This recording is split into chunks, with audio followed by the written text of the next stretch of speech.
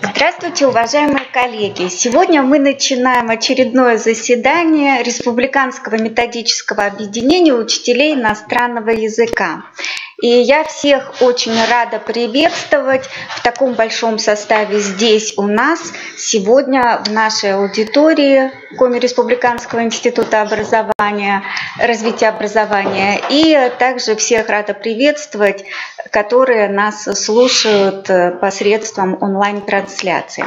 Уважаемые коллеги, я напомню, меня зовут Татьяна Дмитриевна Поликарпова, и я являюсь председателем Республиканского методического объединения учителей иностранного языка.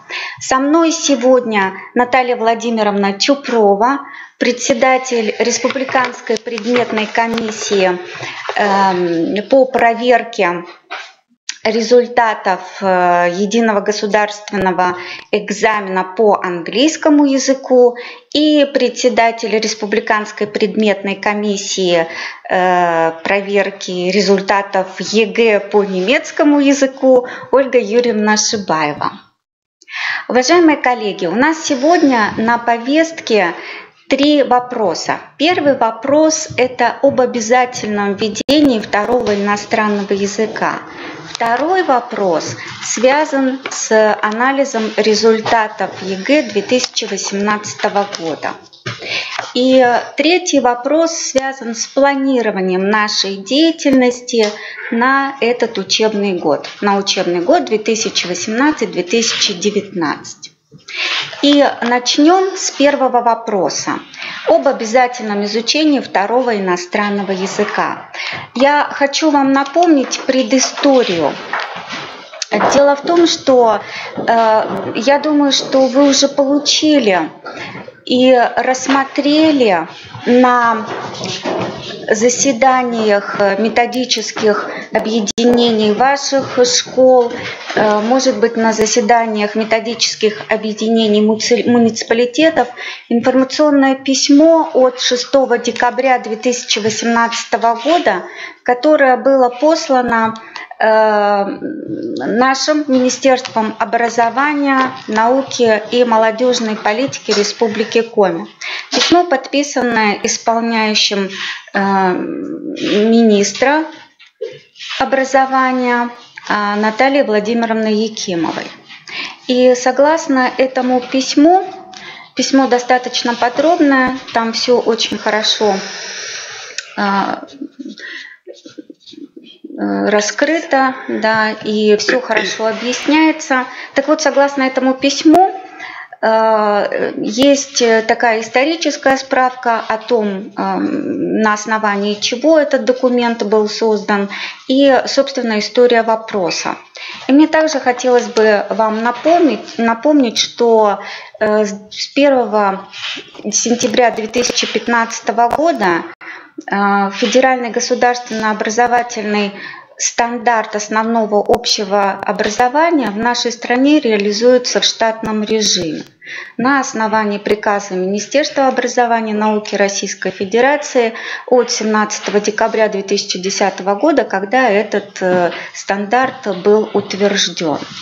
И согласно приказу Министерства образования и науки Российской Федерации от 31 декабря 2015 года номер 1577 в этот стандарт были внесены изменения. И эти изменения как раз касаются нашей предметной области, которая вынесена теперь в отдельную область предметную, наш предмет учебный иностранный язык. И согласно этим изменениям, как раз учебные предметы иностранный язык и второй иностранный язык вынесены в отдельную предметную область. Вместо предметной области филология, согласно стандарту, Федеральному государственному образовательному стандарту основного общего образования, в учебный план входят следующие обязательные предметные области и учебные предметы. Русский язык и литература, родной язык и родная литература, иностранные языки, то есть иностранный язык и второй иностранный язык. И на этом основании изучение второго иностранного языка, согласно, опять же подчеркну, федеральному государственному образовательному стандарту основного общего образования, является обязательным в общеобразовательных организациях.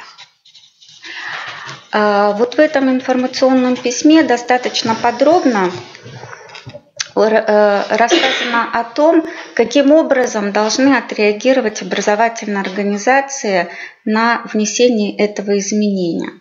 То есть с 2015 года уже прошло достаточно много времени, и я помню, что в 2016 году на Республиканском образовательном форуме как раз в секции, которая была посвящена иностранным языкам, мы рассматривали вопрос с введением второго иностранного языка.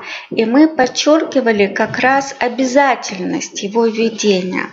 Но вы понимаете, что с 2015 года уже прошло достаточно много лет. В 2015 году как раз было разъяснено, что у школ есть 5 лет для того, чтобы подготовить условия для введения обязательного изучения второго иностранного языка, в том числе и кадровые условия. И вот уже с 2015 года катастрофически быстро уходит время, и вы понимаете, что до 2020 года, когда изучение собственно, второго иностранного языка становится обязательным, осталось не так много времени. Фактически осталось 2 года, если мы берем календарных, и 1 учебный год, если мы этот год не считаем. То есть таким образом, уважаемые коллеги, мне кажется, что и нам, как представителям, собственно, педагогической общественности, непосредственно связанной с преподаванием иностранного языка, очень важно осознавать этот факт, и, наверное, нам стоит более активно также включаться в этот процесс. Хотя бы в процесс обсуждения, потому что действительно, ведь это все не так просто. И, конечно же, образовательной организации дается право, согласно закону об образовании, право на распределение того объема, который необходимо для изучения иностранного языка, согласно тем возможностям, которые она может предоставить. То есть время и количество, объем второго иностранного языка может определить сама образовательная организация в тех пределах, которые ей позволяет законодательство.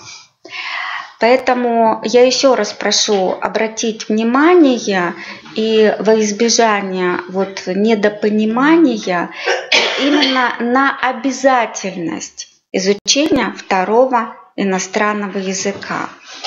То есть нравится нам этот факт, не нравится, готовы мы к этому, не готовы, но опять же согласно нормативным образовательным документам изучение второго иностранного языка является обязательным согласно федеральному государственному образовательному стандарту основного общего образования. Если есть по этому поводу ко мне еще какие-то вопросы, письмо, если у вас еще этого нет письма, мы это письмо разместим на портале «Открытое образование» в разделе, который посвящен как раз республиканским методическим объединениям, и то есть на вкладке, которая посвящена Республиканскому методическому объединению учителей иностранного языка. То есть мы еще раз продублируем и там. Поэтому вы можете более подробно с ним познакомиться, оно достаточно подробное. Я также надеюсь, что это письмо и есть в ваших образовательных организациях.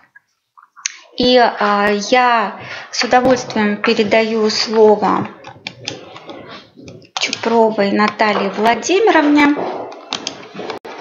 председателю Республиканской предметной комиссии по проверке результатов ЕГЭ по английскому языку.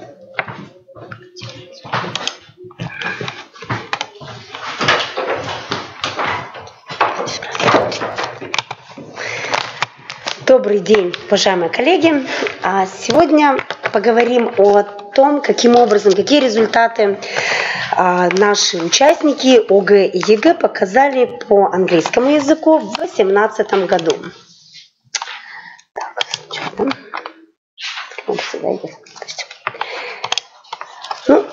Очень кратко на слайде представлено, что такое основной государственный экзамен, единый государственный экзамен. Все мы прекрасно знаем, что это у нас экзамены, в которых используются задания, стандартизированные формы, контрольно-измерительные материалы. Конечно же, сами документы, все и демо-версии, и что конкретно, какие задания, все это можно найти, все это находится на сайте Федерального института педагогических измерений, поэтому об этом не буду на этом останавливаться. Конкретно хочется поговорить об ОГЭ и ЕГЭ в 2018 году. Количество участников ОГЭ и ЕГЭ у нас по английскому языку не претерпело существенных изменений, хотя мы видим, что ОГЭ больше, да, на 150 человек, но в целом, если мы смотрим, у нас где-то на 1–1,5% больше от общего числа участников.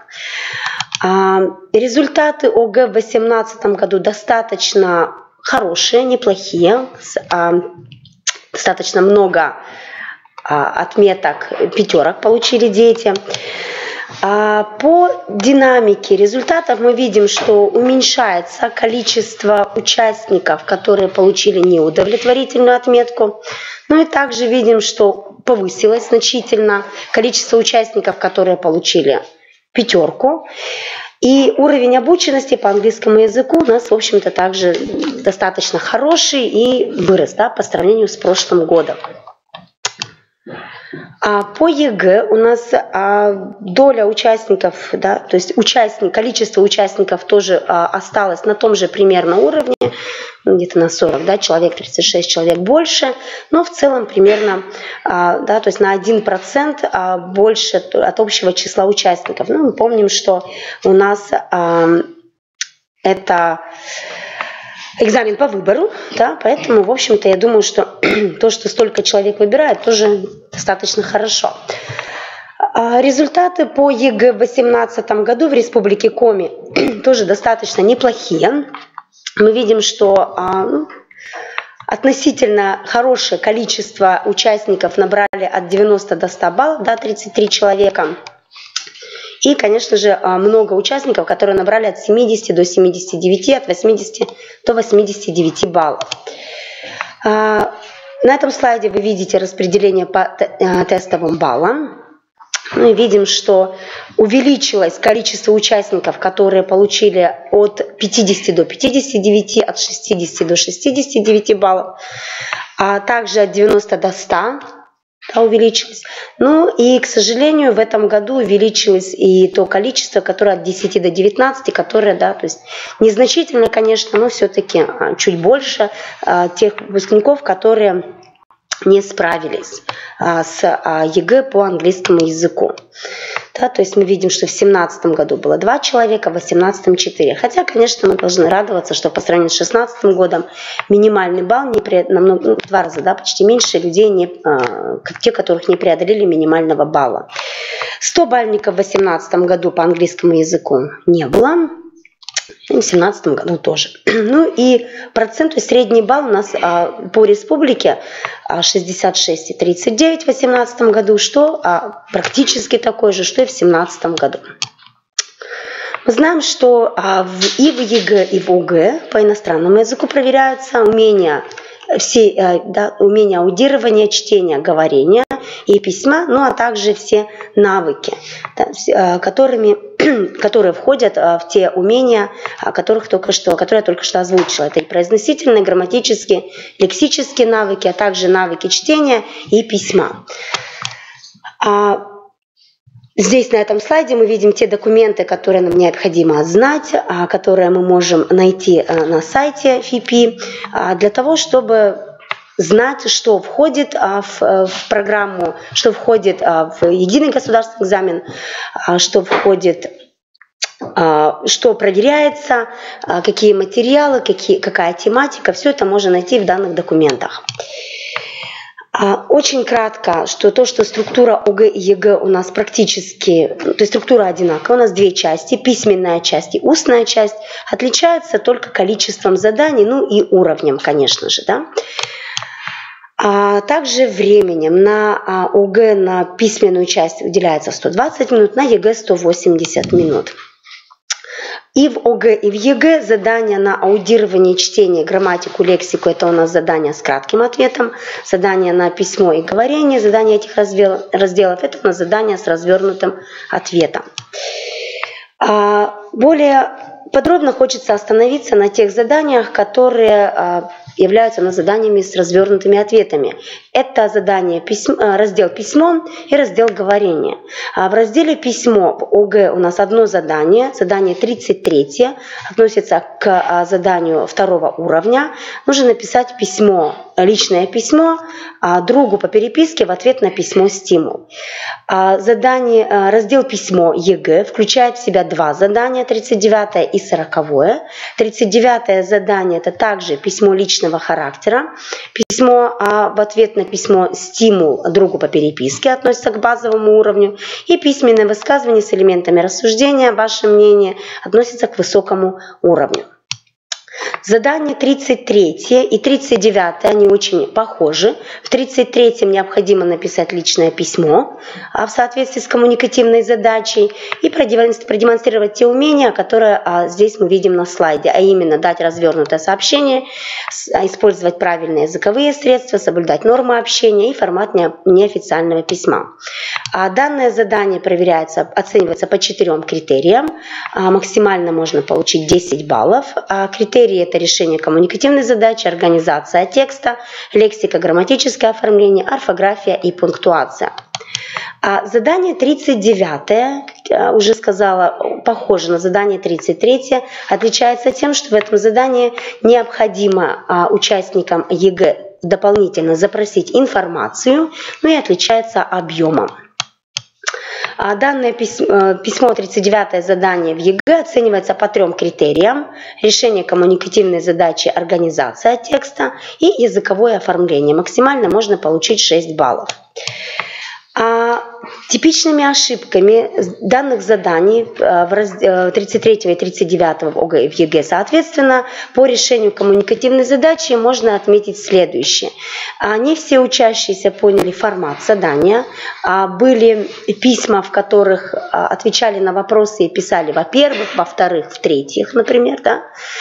Не всегда умеют наши участники ОГЭ и ЕГЭ представить полный, точный ответ на запрашиваемую в письме информацию. Ну и не было указания, что письмо получено не впервые. В этом году у нас это является достаточно важным моментом, в 2018 году и в 2019 тоже. Например, в 9 классе, да, в ОГЭ у нас был такой вопрос в письме: Do you make New Year resolutions or not and why? Многие участники не поняли слово resolutions и писали в целом, как они празднуют Новый год или как они будут, там, праздновали в прошедшем, да, Новый год. И многие участники не обратили внимания на why. А следовательно, это привело к тому, что ответы у них были неполными, неточными. Следующий был вопрос: What new hobby or new sport would you like to try? Писали уже об имеющемся хобби и не обратили внимание, что здесь хотел бы ты попробовать, да? То есть хотел бы ты заняться этим. Третий вопрос в этом варианте было: What do you usually do in your free time? Ну, этот вопрос не был достаточно трудным. Участники, в общем-то, ответили на этот вопрос. Следующий вариант, второй вариант в английском языке у нас включал в себя следующие вопросы. What would you like to be in the future? Will you use English for your future job? Первый вопрос тоже не был трудным для учащихся, они смогли ответить, но во втором вопросе, отвечая на второй вопрос, писали в общем о пользе изучения английского языка в целом, насколько они хорошо его знают, будут ли они использовать в будущем, писали, что они будут путешествовать, поэтому он нужен им английский, но не писали о том, будут ли они использовать его в будущей профессии. Как раз то, что нужно было, да, то есть нужно было ответить именно про будущую профессию. Третьим вопросом в этом варианте был What do your parents advise you to be? И здесь у нас учащиеся не писали, какую профессию родители им советуют выбрать. Очень многие учащиеся писали о том, что советуют им делать родители в целом, что они им советуют читать, например, да, советуют им учиться хорошо, или советуют, какими людьми стать. Были такие ответы мне родители говорят, делай, что хочешь, что тоже не относится у нас к решению коммуникативной задачи по этому вопросу. Некоторые учащиеся писали в прошедшем времени, да, что мне родители советовали делать что-то. Так как они участники 9 класса, и вопрос в настоящем времени, то есть они должны были делать какую-то связку. Если они в прошедшем что-то советовали, то что они сейчас, например, им советуют, или так далее. То есть здесь в этом плане такие ответы тоже не засчитывались как полные, которые приводили бы к высокому баллу по решению коммуникативной задачи. В ЕГЭ у нас были следующие вопросы, например, What are the benefits of zoos in your opinion? И здесь у нас учащиеся не писали о преимуществах, а писали роли зоопарков в жизни. Часто были такие ответы, что нет ничего лучше, чем ходить в зоопарк, что на выходных мы часто ходим в зоопарк и так далее. Следующий был вопрос Do you think there should be a zoo in every city and why? И тоже не акцентировали внимание на every city, писали вообще, должны ли быть зоопарки или не должны быть, и также не обратили внимания, что тут они должны объяснить свою точку зрения, почему они так считают. И третий вопрос, он тоже включал в себя два момента. Is it better to keep wild animals in natural reserves than in cages and why? И также why, то есть на why не обратили внимания.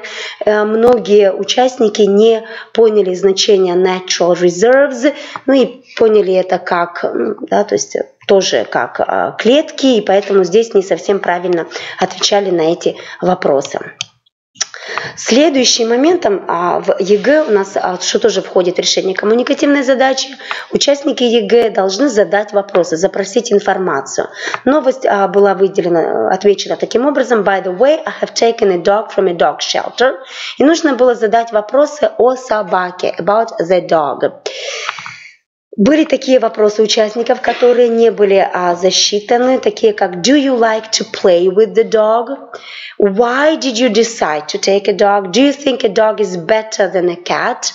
И так далее. То есть, конечно же, здесь должны были быть любые вопросы, которые относились к собаке. Большая собака, какой породы собака, да? Любит ли собака играть, и так далее. То есть любые вопросы. На самом деле мы видим, то есть мы знаем, что задание 39 это у нас задание базового уровня. И, в общем-то, вопросы и ответы, они, здесь, например, да, в этом варианте вопросы были в present simple, да, то есть то, что относится к заданиям базового уровня. Такие ошибки в этом году в решении коммуникативной задачи были отмечены экспертами при проверке данных экзаменов. Что касается второго критерия организации текста, то здесь были ошибки в оформлении организации, то есть, например, в написании адреса. Либо был другой порядок, то есть начинали со страны, или некоторые дети не писали страну, что тоже приводило к ошибке. Дата. Были в этом году варианты, когда дата писалась до адреса. В английском языке, по ЕГЭ в английском языке, по английскому языку у нас дата идет после адреса. Ошибки были в подписи в завершающей фразе, то есть они были на одной строчке, ну или некоторые писали то есть подпись писали, например, там с фамилией, да. Отсутствовали мостики, средства логической связи между абзацами, что приводило к логическим ошибкам. Немного, но все же были такие работы, где отсутствовали абзацы, то есть не все учащиеся поделили свое письмо на абзацы. И были ошибки в превышении, уменьшении нужного объема письма. Были работы, в которых, например, в ЕГЭ было по 170 слов и выше, да, что, конечно же, приводило к тому, что очень большая часть работы не засчитывалась.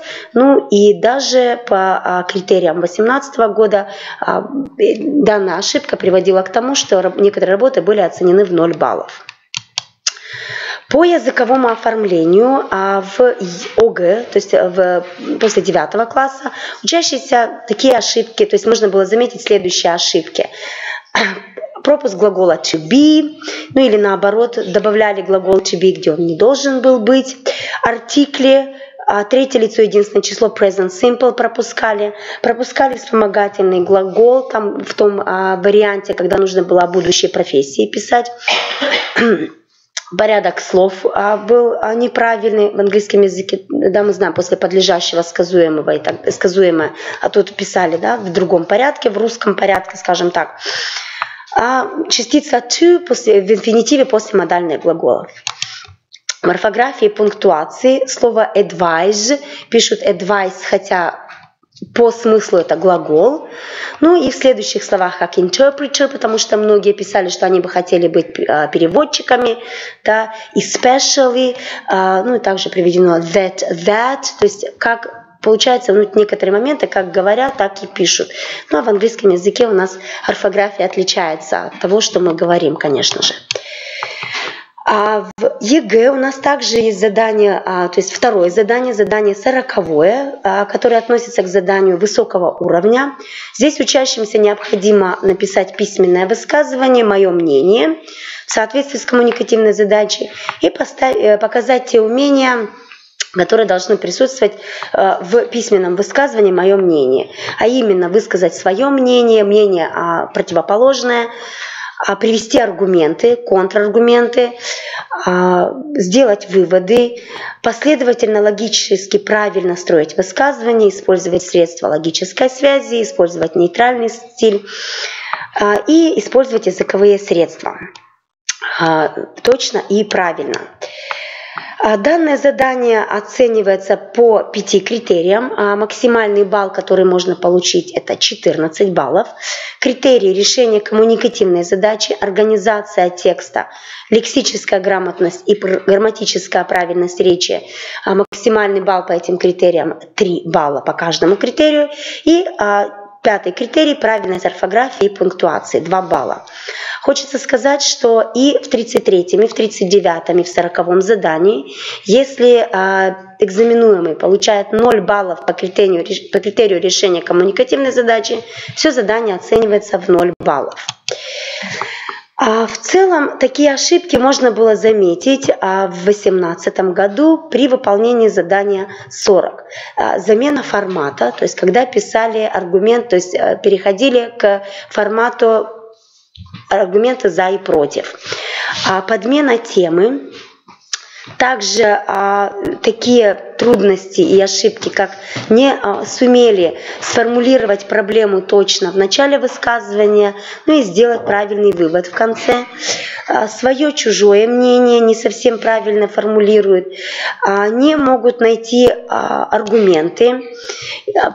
Достаточное количество аргументов сложно было найти, то есть были повторы, были несоблюдение стилевого оформления и объема высказывания. Также в этом году были работы, где объем высказывания был 300 слов и больше, например, да, что, конечно же, приводило, и точно так же, как и с 39-м заданием, некоторые такие работы даже могли привести к нулю. Тема в этом году, в 2018 году на ЕГЭ была следующая. One should read about historical sites before sightseeing. Ну и здесь такие следующие ошибки можно было заметить. То, что писали, то есть ушли на историю в целом. И вот это как раз то, что мы говорим о подмене темы. Да? Писали об интернет-ресурсах в целом, насколько хорошо. Да, не поняли слово сайт, да, и поэтому, то есть здесь, потому что идет read about historical sites, это не интернет-ресурс, да, а писали об интернет-ресурсах. Были работы, в которых писали, нужен ли экскурсовод, но не рассуждали по данной теме утверждения. Следующая ошибка была то, что не было достаточно аргументов для доказательства своего мнения противоположного. Тоже, ну, конечно же, для своего мнения нужно больше аргументов, поэтому сложнее было с этим. Отсутствовали во вступлении общее представление темы, начинали сразу с свои письменные высказывания с предложенного утверждения, не все перефразировали, хотя мы знаем, что тут обязательно должно быть перефразирование. А многие во втором абзаце, то есть там, где должно быть свое мнение, писали, то есть не утверждали свое мнение, а писали, что они согласны с точкой зрения. И были ошибки, потому что в предыдущем введении они писали противоположные точки зрения.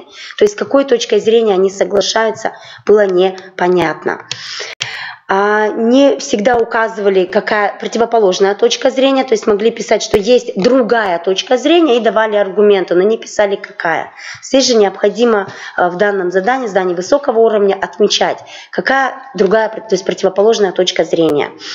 Не всегда приводили контраргументы, ну или контраргументы в 4 абзаце не соответствовали тем аргументам, которые были даны в 3 абзаце.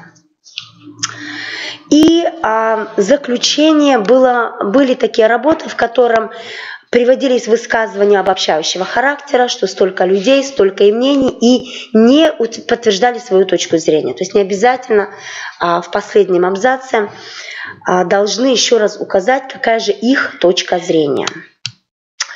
Были заключения, которые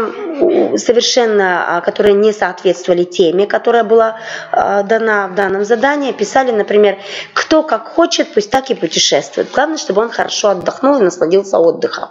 Да, а тут у нас все-таки one should read about historical sites before sightseeing. Да? Также в работах присутствовали стилистические ошибки. В основном это были у нас в сложной форме и риторические вопросы. По организации текста хочется отметить следующие типичные ошибки 2018 года.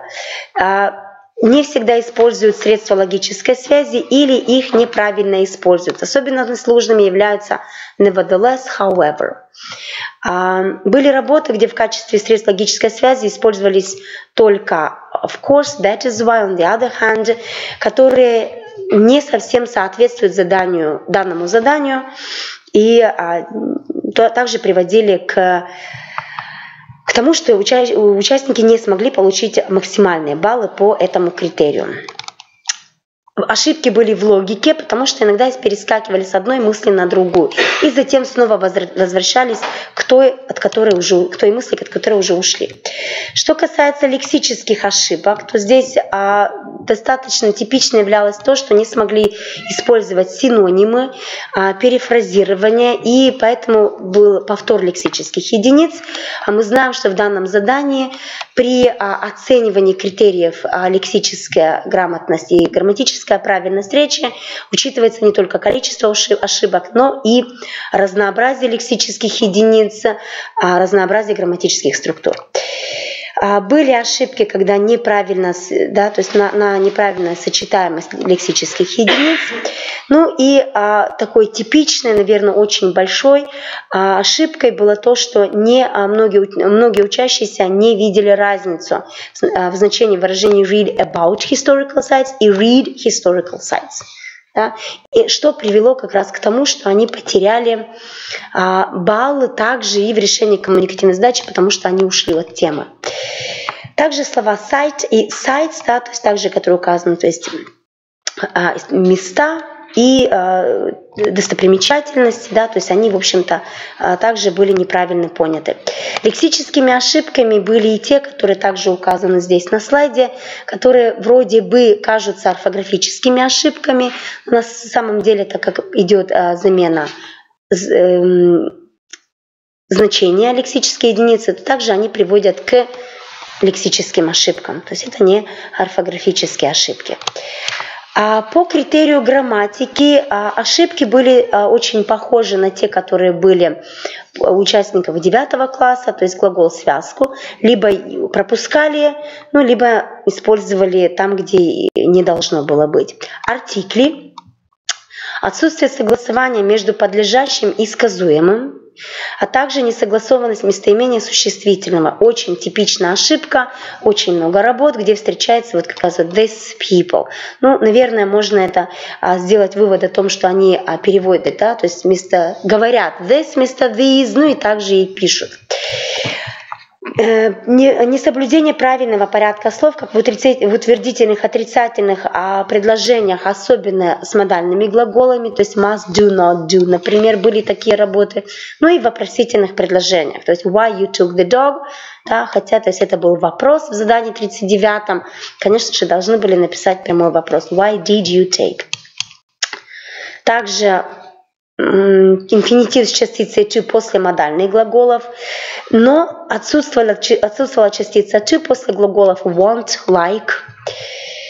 В видовременных формах, ну и третье лицо единственное число present simple, и также неправильное употребление предлогов, да, то есть go in вместо go into, например, там arrive to. То есть это вот типичные ошибки, которые были в заданиях 39 и 40 в ЕГЭ.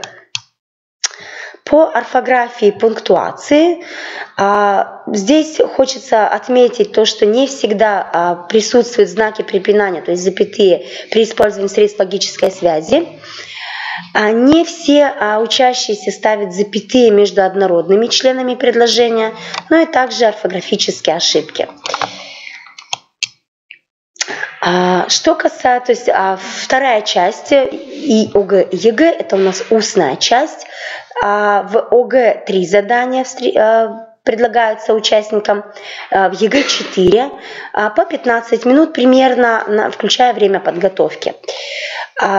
В ОГЭ у нас 2 задания относятся к заданию 1-го уровня и одно задание относится к заданию 2-го уровня. В ЕГЭ у нас представлены 3 задания базового уровня и одно задание высокого уровня. Цель задания 1, как в ОГЭ и в ЕГЭ, это проверить, как у нас учащиеся могут вслух прочитать тексты, насколько они понимают содержание читаемого, ну и умеют ли правильно оформить фонетическую сторону устной речи. Здесь на слайде представлены те навыки, которые обязательно учащиеся должны продемонстрировать. Это и долгие звуки в английском языке, и краткие звуки. Это межзубные звуки, фрикативные звуки, губно-губные, губно-зубные, связующие R, да, связующие R, linking R. Типичными ошибками в ОГЭ у нас было то, что, ну, во-первых, не все сумели показать, что они понимают содержание текста, так как они не могли правильно делить предложения на смысловые синтагмы. Не совсем правильно показывали низкий нисходящий, низкий восходящий тон. Не могли читать синтагмы с перечислением, ну и также вот те звуки, которые здесь отмечены, это межзубные звуки, звук «р» неправильно, звук неправильно идет, долгие, краткие, и представлены те слова, которые вызвали трудности у участников ОГЭ, да, у 9 класса. Event, Australia, например, да, planet, Причем, например, слово planet у многих было прочитано как plant, что привело к замене значения слова. Следовательно, это уже относится к тем ошибкам, которые являются грубыми, заменяется значение слова. Также были трудности при чтении чисел, а это у нас были 60. Многие читали, делали два ударных слога, и получалось как 16. Ну и 178 забывали про частичку and, которая у нас в английском языке должна быть перед десятками. В ЕГЭ также те же самые звуки. Мы видим межзубный звук «р», долгие, краткие. Соединительное «р» в словосочетании for example, потому что здесь она в английском языке произносится соединительное «р». Те слова, которые вызвали трудности, high, например, читали как height, thing было и think, и звук с поменяли, world и word, то есть слово all не читали. Неправильное ударение в словах, которые также представлены на слайде.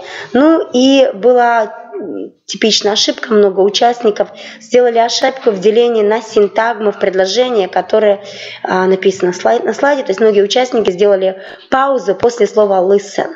Да, что говорило о том, что неправильно, то есть участники не понимали, что говорится в этом предложении.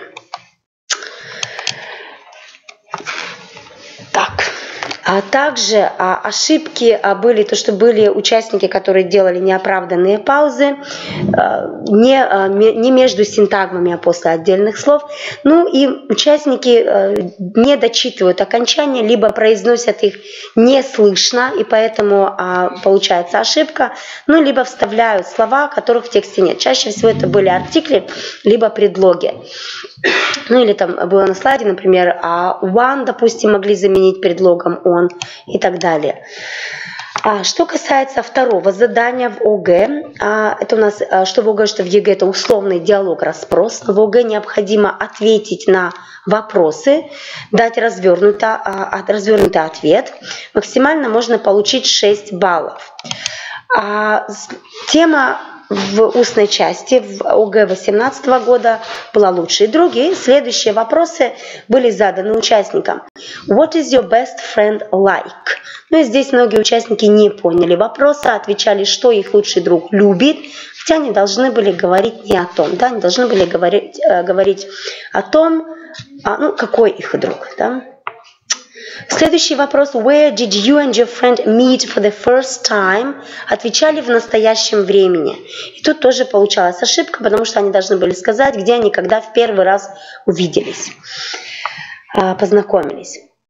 Вопрос how often do you see each other? Некоторые участники давали в виде словосочетания, а по критериям ответы в виде словосочетания не засчитываются.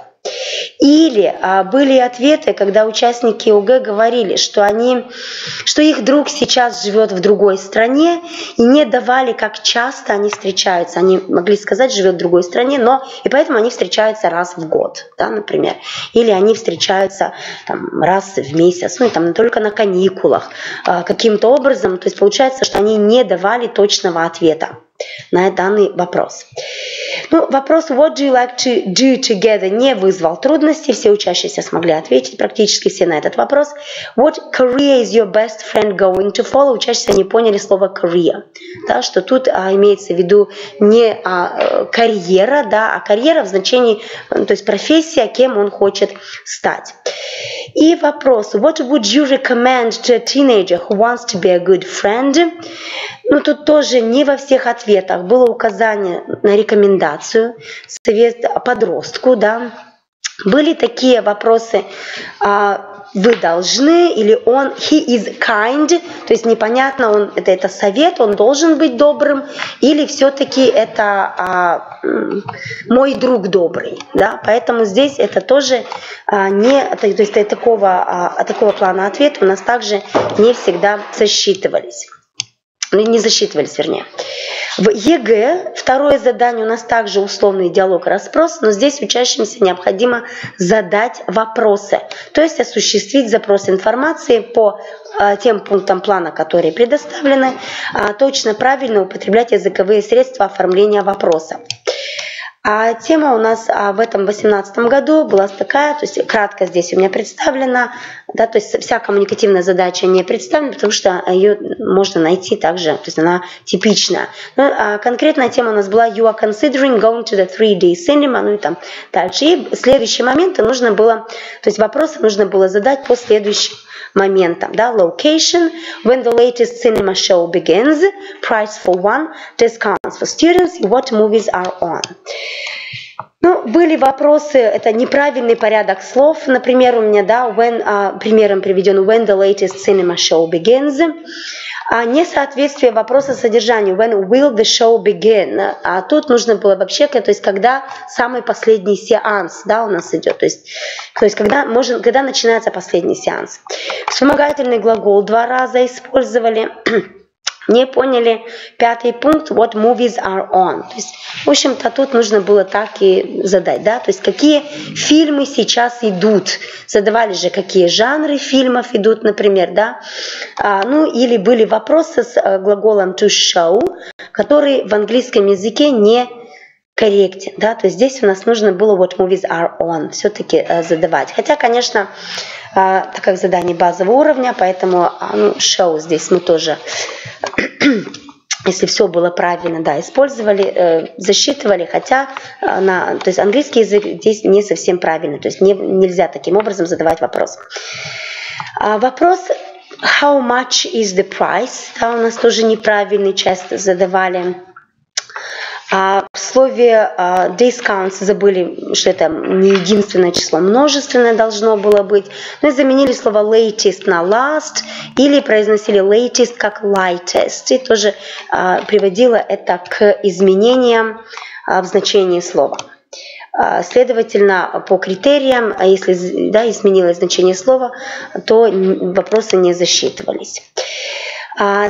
Последнее задание в устной части в ОГЭ, это у нас монологическое высказывание. Максимально можно получить 7 баллов. Оценивается по 3 критериям: решение коммуникативной задачи, организация текста, языковое оформление.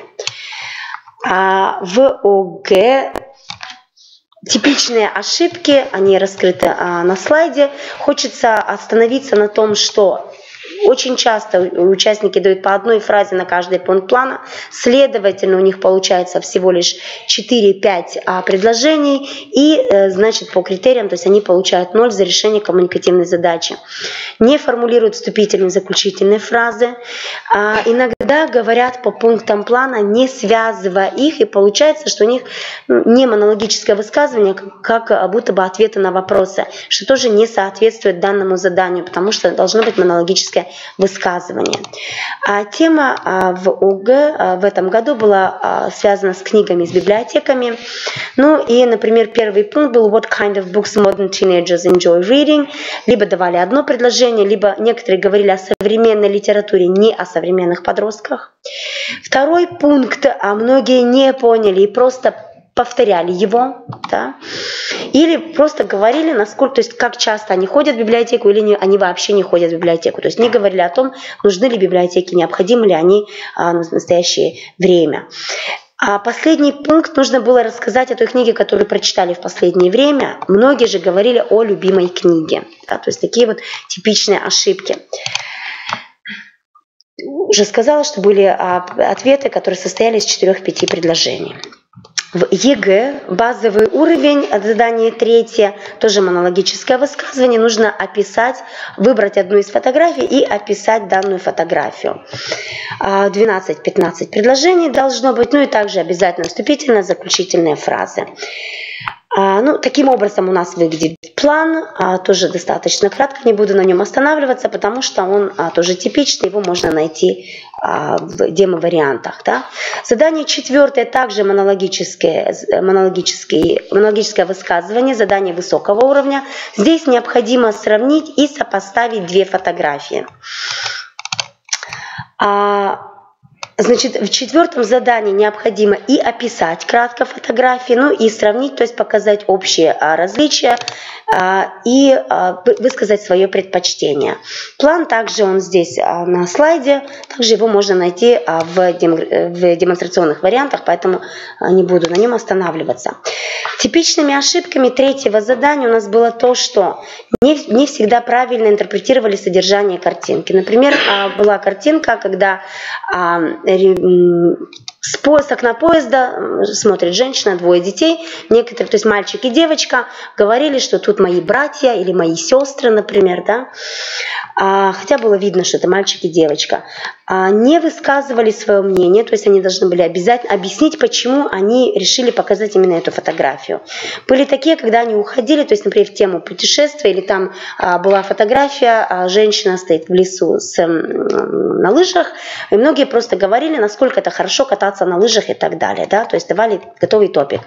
По одной фразе также были, не всегда были вступительные, заключительные фразы, не было адресности. Здесь у нас обязательно учащиеся должны сказать, почему они решили показать эту фотографию другу, то есть почему я тебе решил показать эту фотографию, потому что коммуникативная задача состоит в том, что ты выбрал, то есть эти фотографии своего альбома, выбери одну и покажи своему другу, да, расскажи ему. Не завершали высказывание, ошибки были в логике. Ну и фраза I have chosen, которая указана у нас в самом задании, это техническая фраза, они ее вставляли, то есть забывали, и вместо того, чтобы уйти от нее, они ее вставляли после вступления, что также было логической ошибкой. В 4-м задании очень часто не сравнивали, а описывали 2 картинки, то есть не выделяли общие отличительные характеристики, не совсем правильно интерпретировали содержание фотографий, давали по одной фразе, что тоже приводило к тому, что не вошли в объем, да, по критерию объема, неполные, неточные ответы давали. Делали вступительную часть очень большой, поэтому не было времени, чтобы завершить, да, чтобы высказать свои предпочтения. Ну и фонетические, лексико-грамматические ошибки тоже были. Типичными ошибками по критерию языковое оформление в устной речи можно заметить следующее. Это использование предлогов, множественное число, артикли. Да. Ну, примеры здесь у меня даны, поэтому я думаю, что можете, да, увидеть. Неправильное использование вида временных форм, глагол-связка to be, несогласованность, опять же, местоимения и существительного, так как в устной части, в письменной, извините, было these people, здесь these photos, да, множественное число, или these, например, да, опечатка у меня на слайде.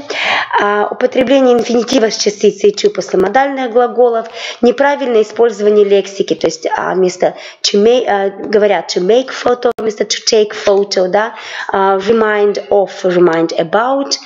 Ну и фонетические ошибки, неправильно ставили ударение, произносили слова там, weather, waving, там как раз это были у нас задания в монологическом высказывании. Такие типичные ошибки у нас были в ЕГЭ, то есть мы видим, что если мы говорим о языковом оформлении, то они типичны, что в письменной речи, что в устной речи. Ну и что касается остальных критериев, надеюсь, тоже кратко смогла раскрыть те моменты, на которые хотелось бы, чтобы мы, учителя, обращали внимание при подготовке наших учащихся к ОГЭ и к ЕГЭ. Спасибо всем за внимание. Коллеги, есть вопросы к Наталье Владимировне? Спасибо, Наталья Владимировна. Мы вас отпускаем.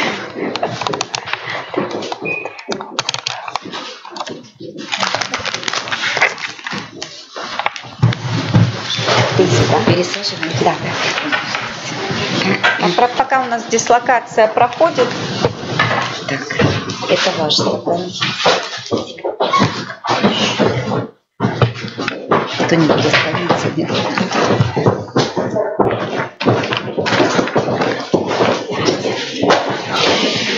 На записи.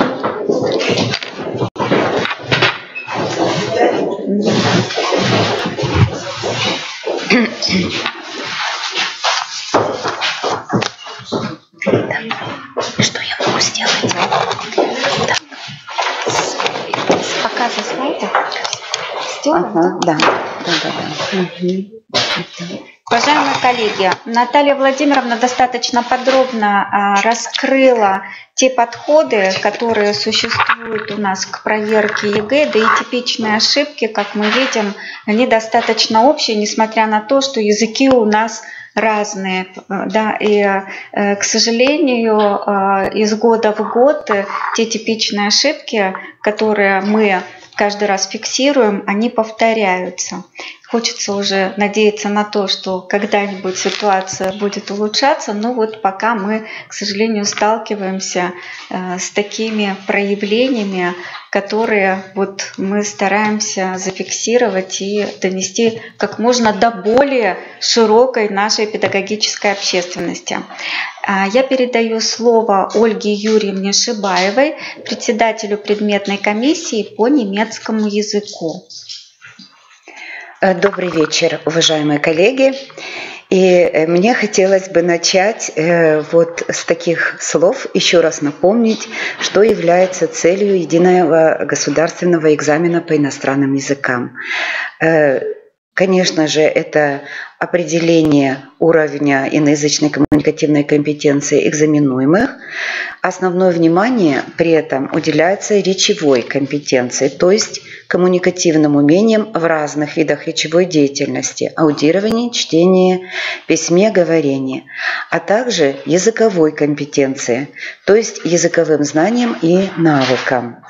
Социокультурные знания и умения проверяются опосредованно в разделах аудирования, чтения и являются также одним из объектов измерения в разделе «Письмо» и в устной части экзамена. Компенсаторные умения проверяются опосредованно в разделе «Письмо» и в устной части экзамена. Как же показали наши знания на экзамене, едином государственном экзамене, выпускники 2018 года по немецкому языку? Вот об этом мне хотелось бы поговорить, рассказать, поделиться с вами. В этом году, в 2018 году, количество участников экзамена по предмету немецкий язык значительно снизилось. Вот мы видим на слайде, по сравнению с 2016 годом на 3 человека, с 2017 годом на 11 человек. В отличие от прошлых лет, в 2018 году участницами экзамена, вот я даже это тоже показала, стали только девушки.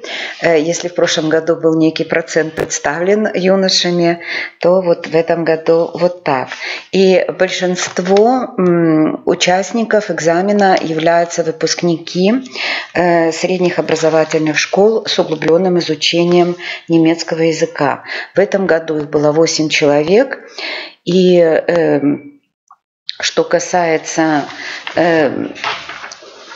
административно-территориального деления, то в этом году выпускники были представлены только из 2 городов, Сыктывкар и Ухта. Вот я уже сказала, 8 человек были из Сыктывкара, из школы номер 21, и 1 ученик школы номер 10 города Ухты. В прошлом году как-то вот спектр был гораздо шире. Здесь принимали участие также выпускники города Воркуты, Усинска, а также из районов Сосногорск, Сысольский и Усть-Цилимский.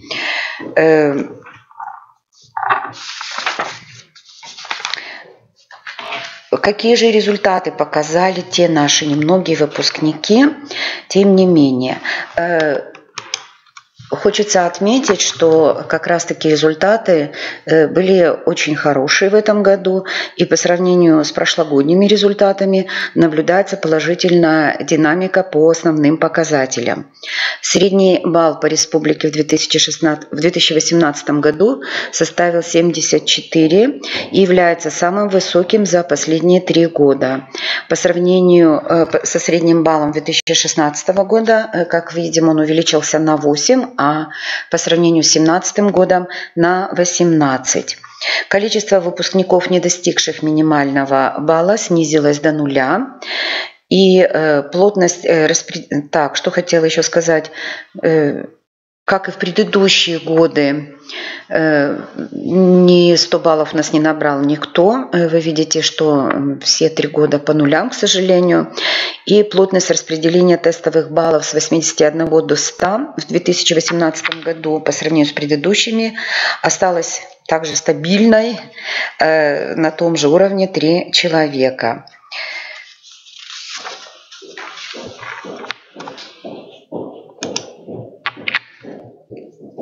Анализ результатов ЕГЭ в сравнении по административно-территориальным единицам и с учетом типа общеобразовательной организации показал, что лучшие результаты демонстрируют выпускники школ с углубленным изучением немецкого языка, в данном случае прям конкретно скажу. Доля участников, набравших балл ниже минимального в обоих типах, и в общеобразовательных, и с углубленным изучением составляет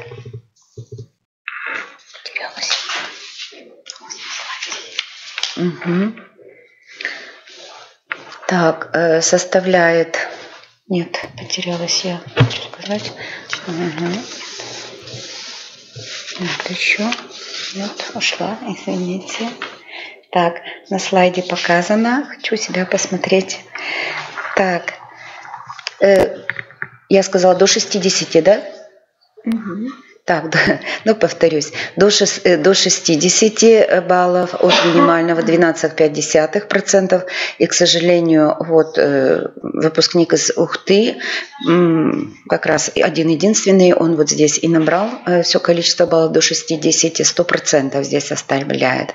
Ну и далее доля участников, получивших тестовый балл от минимального от 61 до 80 составляет 37,5%,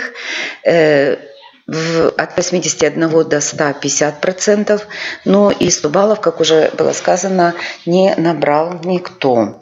Хорошие результаты показали выпускники, как мы уже увидели, выпускники средней школы номер 21 города Сыктывкара. Результаты оказались хорошие. Так, теперь, наверное, перейду к анализу результатов единого государственного экзамена уже так более конкретно по разделам. Раздел аудирования включает 3 составных задания базового, повышенного и высокого уровней сложности. Задание базового уровня, это номер 1, предполагает установление соответствия утверждений и фрагментов текста. Задание повышенного и высокого уровней сложности – это второе задание, и задания от 3 по 9, они предполагают альтернативный выбор. Один верный ответ один верный ответ из 3 предложенных вариантов. Как видно из данных выше расположенной таблицы, задание по аудированию на соотнесение альтернативный выбор экзаменуемые выполнили с разной степенью успешности. Однако процент выполнения по региону в среднем в 2018 году оказался выше показателей 2017 года. При выполнении задания базового уровня 1 по аудированию экзаменуемые показали очень хороший результат – 92,59% правильных ответов. По сравнению с прошлогодними в 2017 году тоже был неплохой результат, но в 2018 году все-таки выше. И на основании этих данных можно утверждать, что основная информация текста экзаменуемыми понимается. За задание 2 повышенного уровня выпускники также получили в 2018 году результаты значительно выше, чем в 2017 году, 93,65% против 66,43%. И свидетельствуют они о том, что понимание запрашиваемой информации удается также подавляющему большинству выпускников. Типичные трудности, с которыми экзаменуемые столкнулись при прослушивании беседы и соотнесении ее содержания с приведенными утверждениями, то есть задание на альтернативный выбор, это неумение отличить факт отсутствия или наличия информации от ее несоответствия утверждению, что соответствует выбору неверно. Восприятие и оценивание запрашиваемой информации на основе собственного опыта и знаний, а не на основании информации аудиотекста.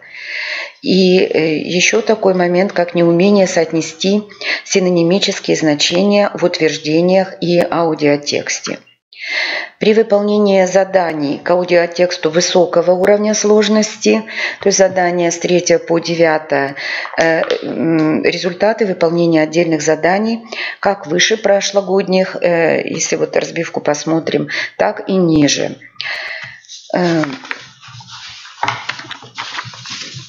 В целом же также результат показывает, что в 2018 году он выше, чем в 2017 году. Но выпускники также здесь столкнулись с рядом трудностей. Для многих барьером выполнения заданий стала неспособность понимать синонимические ряды и воспринимать перефраз запрашиваемой информации. Перефразирование остается самым распространенным способом формулировки задания и утверждений, и оно используется во всех 3 аудиотекстах. Перефраз, как известно, строится по морфологическому или синтаксическому принципам с использованием синонимов, антонимов, отрицаний, дефиниций, повторов, уточнений, разных временных форм, предлогов, сочинительных союзов и синтаксических конструкций, а также сопровождающего контекста.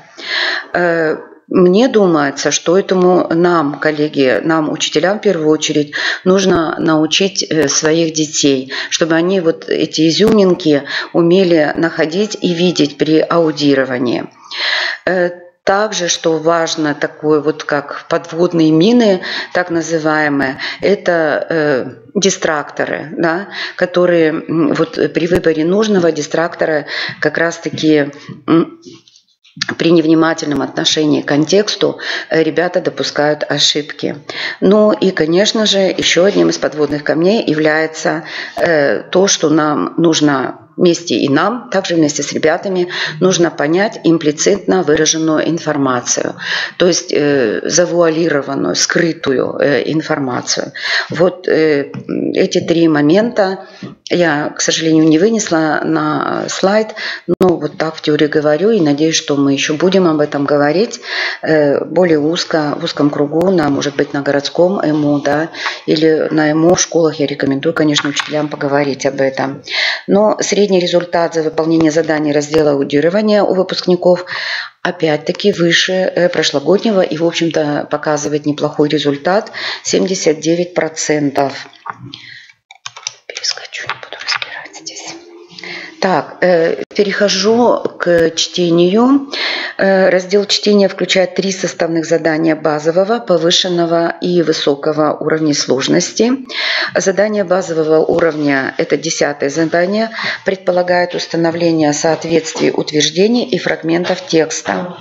Задание повышенного и высокого уровня сложности, это задание 11 и задание 12, с 12 по 18, они предполагают восстановление пропущенных фрагментов текста фразами из списка и альтернативный выбор. С заданиями раздела чтения выпускники справились также с разной степенью успешности, но вот мы видим, что задание 10 хороший результат нам дает, да, 80, округлив 83% выпускников справились, и опять-таки это выше по сравнению с показателями 2017 года. Мы видим. То есть мы можем сказать, что большинство экзаменуемых смогли правильно соотнести заголовок с фрагментом текста.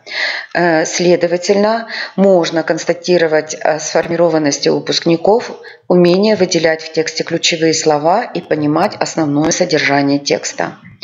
С заданием 11 повышенного уровня сложности справились также большинство экзаменуемых, почти что 89%, и полученный результат оказался выше прошлогоднего. И опять-таки можно говорить о сформированности умений у выпускников понимать связи текста. То есть участники единого государственного экзамена умеют работать с контекстом, ориентируются в выборе средств логической связи, форм глагола и существительного. Таким образом, у выпускников 2018 года, как и у выпускников 2017 года, навыки и умения чтения соответствуют уровню B1. Очевидно, что наибольшие трудности традиционно вызывают задание 12-18. Это задание высокого уровня сложности. Тем не менее, более половины участников экзамена, 52%, успешно справились с ними и улучшили средние показатели по сравнению с прошлым годом на 13%. Таким образом, результаты дают основание сделать вывод, что навыки полного понимания информационного текста у выпускников 2018 года сформированы лучше, чем у выпускников прошлых лет. Более половины выпускников умеют извлекать запрашиваемую необходимую информацию, отделять ее от избыточной, второстепенной, ненужной на достаточном уровне. И средний балл за выполнение заданий раздела чтения у выпускников текущего года составил 74,18%, и что оказалось выше на несколько процентов.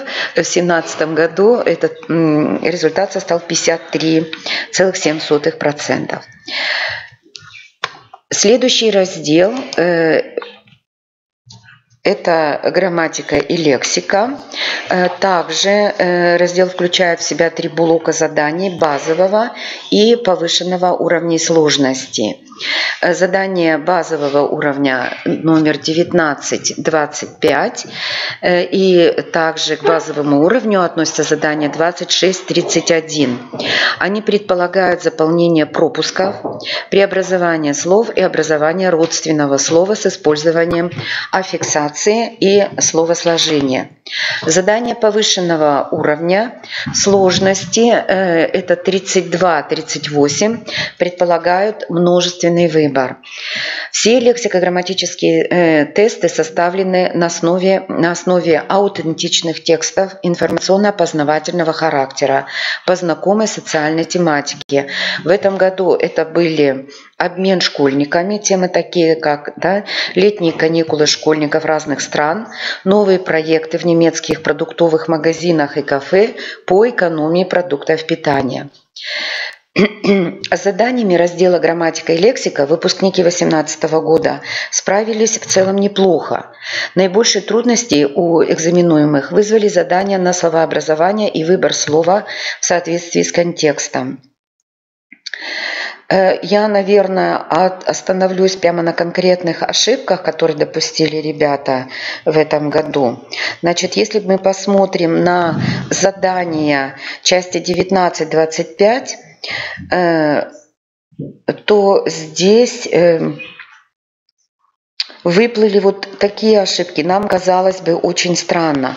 Нужно было изменить личное местоимение «ич» после предлога, требующего дательного падежа, после предлога «мит», соответственно, поставить в дательном падеже, и нужно было поставить местоимение в форме «мир». Вот здесь сделали ребята ошибки. В 24-м, это я сейчас говорила про 19-й пункт. В 24-м вниз потянуло наших выпускников незнание формы артикля множественного числа в генитив. То есть надо было сказать «die Dauer der Ferien», дано было слово «die Ferien». И в пункте 22, по-моему, вообще очень глупая ошибка, когда нужно было глагол meinen согласовать с подлежащим ihr, то есть поставить ihr meint, подлежащее выраженное местоимением. Вообще, как будто бы мы вот это уже прямо в младших классах учим, да. И самый низкий показатель нам дал вопрос о задании Задание, где у нас там 33 балла показалось, это задание номер 25. Да, здесь нужно было поставить существительное der Monat, во множественном числе сказать die Monate. И, к сожалению, вот здесь многие выпускники сделали ошибки. Хорошо отражены были 20, 21 и 23 вопросы, которые выполнены полностью, 100% правильно выпускниками. В заданиях 26-31 проверяли словообразовательные модели существительных, прилагательных и глаголов с использованием суффиксов «lich», а также словообразование с изменением частей речи, то есть конверсия. Besuchen, Besucher надо было образовать, helfen, Hilfe, на, Nähe. И задания на словообразование выполнены здесь неплохо. Ребята справились на высоком уровне. И причем задание 26-31 это этот раздел участники, ну так называемой сильной группы, вот я выделила при проверке, да, мы выделили при проверке, ребята этой группы выполнили задание без единой ошибки, то есть все у них получилось очень хорошо. Ну и мы сделали с удовольствием такой вывод, что учителя, как и было рекомендовано в прошлом году, стали уделять внимание всем словообразовательным моделям при чтении и анализе текстов, выполнению упражнений на трансформацию и подстановку. Результативность выполнения заданий по грамматике и лексике 32-38 составила 73%. Типичные ошибки в заданиях по лексике и грамматике у участников обусловлены недостаточной сформированностью навыка восприятия текста как цельного текста, что усугубляется ситуацией работы в режиме ограниченного времени. Весь раздел «Грамматика и лексика» показал нам, ну, в общем-то, тоже неплохой результат, 78,62% по сравнению с 62% в 2017 году. Ну и теперь я перейду, хочу рассказать о результатах. Это у меня была... Я рассказывала, да, и ее, к сожалению, простите, не продемонстрировала. Это вот высокий уровень, да, по лексике и грамматике еще. Ну, там еще можно будет Ну, вот одно предложение пока, если посмотреть, я пока могу вот что сказать, что хочется отметить положительную тенденцию такого плана. Экзаменуемые в 2018 году в разделах аудирования, чтения и грамматика, лексика показали результаты намного лучше, чем в прошлом году. Они стали выше, ну вот прям от 16% до 22% они увеличились, да, в разных видах деятельности. Так, перехожу к письму.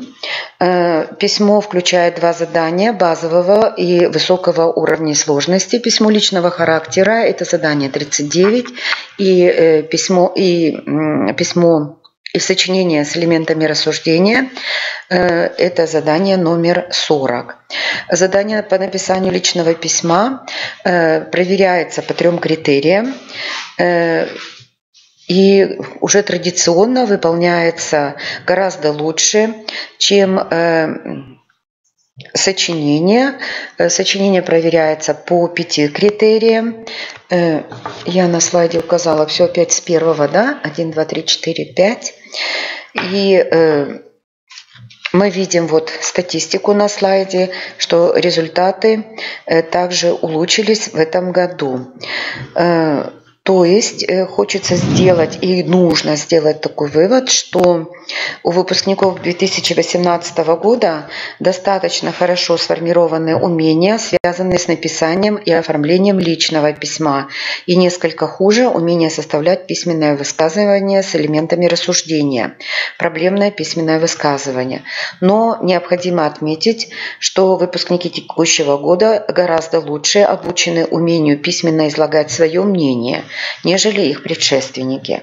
Написанию личного письма написание личного письма вызвало значительно меньше трудностей у выпускников, что обусловлено в первую очередь малой формой письма. Можно предположить, что на выполнение этой работы некоторые экзаменующиеся потратили значительное количество времени в ущерб сочинению, с которым не справились, не достигли по количеству слов требуемый объем, менее 180 слов написали, либо тема сочинения была не раскрыта, и поэтому в результате они получили 0 баллов. Такие, к сожалению, у нас выпускники были в этом году.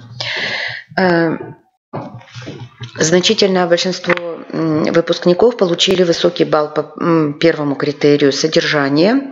Данный результат оказался намного выше, опять-таки, чем в прошлом году. И нужно сказать, что подавляющее большинство учеников, учащихся, выполнили это задание абсолютно без ошибок, что радует, да? И почему они сделали? Все очень просто. Научились читать письмо «Стимул». И не забывают выпускники отвечать на все требуемые вопросы. В 2018 году практически не использовались вопросы клише. Обучающиеся должны были задать вопросы о посещении партнером по переписке курсов по плаванию. И большинство задавали именно такие вопросы, то есть о продолжительности занятия, о том, как тренера зовут, да, например, или о том, как часто он посещает эти курсы, с кем он ходит, во сколько начинается занятие и тому подобное. Потому что здесь в предыдущие года у ребят была проблема по составлению вопросов. По второму критерию организация текста все экзаменуемые выполнили требования на 100%, надо сказать. И то есть можно сделать вывод, что выпускники этого года полностью освоили формат личного письма и могут оформить текст этого жанра по правилам, принятым в немецкой культуре, владеют стилем личного письма. Основные трудности в задании 39 вызвало языковое оформление письма. Процент выполнения здесь составил всего 38,89%. Критериальный анализ допущенных экзаменуемыми ошибок в письменном высказывании задания 39 письмо личного характера позволяет сделать определенные выводы и сформулировать рекомендации по совершенствованию письменных речевых умений учащихся. То есть, что касается содержания, нужно еще раз обратить внимание экзаменуемых на то, чтобы они соблюдали объем письма, не превышали максимально 154 слова и не писали ниже, чтобы не получить 0 баллов. Но в этом году здесь было все хорошо по критериям содержания и организации текста. Хочется напомнить, что выпускникам было бы неплохо, может быть, заготовки какие-то сделать для употребления в средствах логической связи, так называемые мостики-переходы. Например, «Du fragst mich» или «Du hast gefragt», «Du schreibst über». И также заключительные какие-то слова при окончании письма, zum Schluss, может быть, да, но и такие эмоционально-оценочные клише, как hoffentlich, bestimmt, sicher, vielleicht и тому подобное. Но то, что нас беспокоит, это языковое оформление текста. И здесь, в общем-то, грамматика у нас оказалась на низком уровне. Практическая грамотность выпускников оказалась на низком уровне. Наибольшие трудности традиционно вызывают употребление времен глагола, использование артикля, склонение имен прилагательных. Ну и, конечно же, нужно тренировать в связи с этим учеников при подготовке к экзаменам, развивать их языковой интеллект, который предполагает обширные фоновые знания и определенный социокультурный опыт. Также, что важно, необходимо учить обучающихся работать в режиме ограничения времени. В задании 40 письменное высказывание.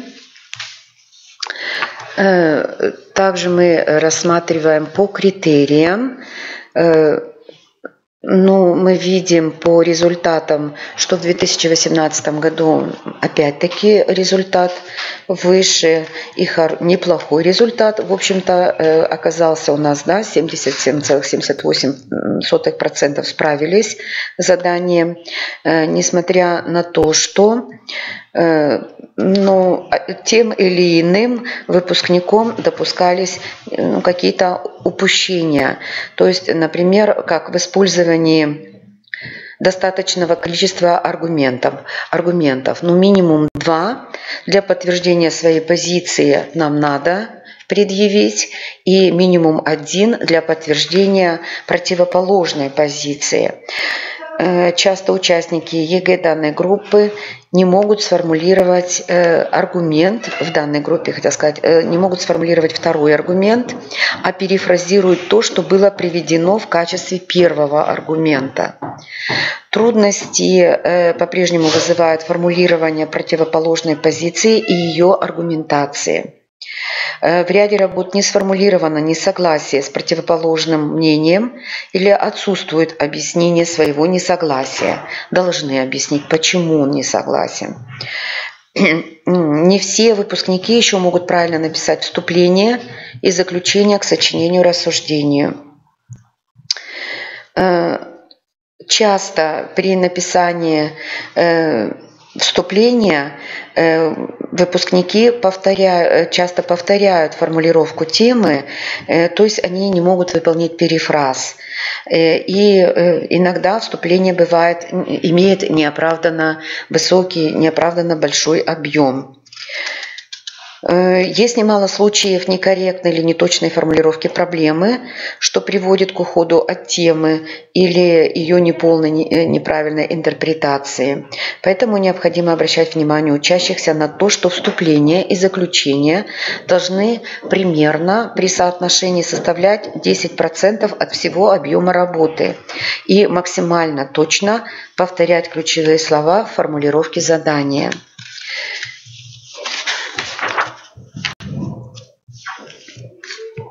Что касается организации текста,